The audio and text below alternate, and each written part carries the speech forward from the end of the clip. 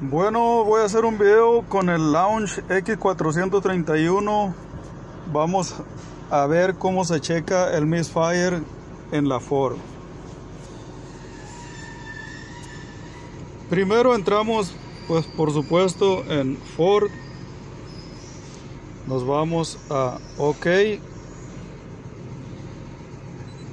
Empieza a cargar el sistema. Y luego nos vamos automáticamente, que busca automáticamente.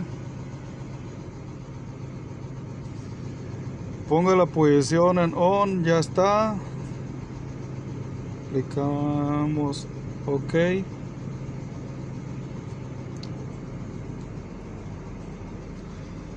Esperamos a que cargue todo a 30%, 40%.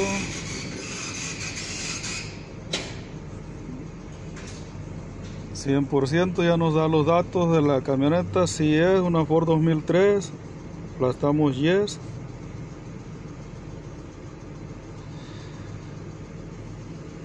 Nos vamos a System Selection. Aquí los tenemos todos. Vamos a System Selection.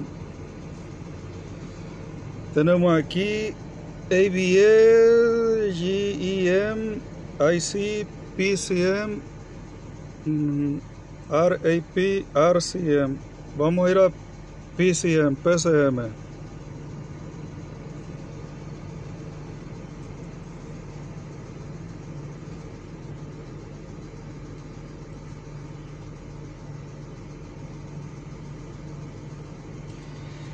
En PCM vamos a ir a funciones especiales.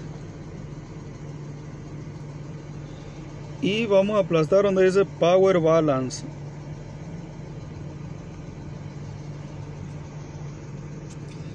Y ya nos hace una advertencia ahí.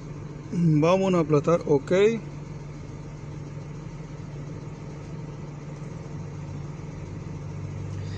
Y aquí tenemos el misfire en vivo.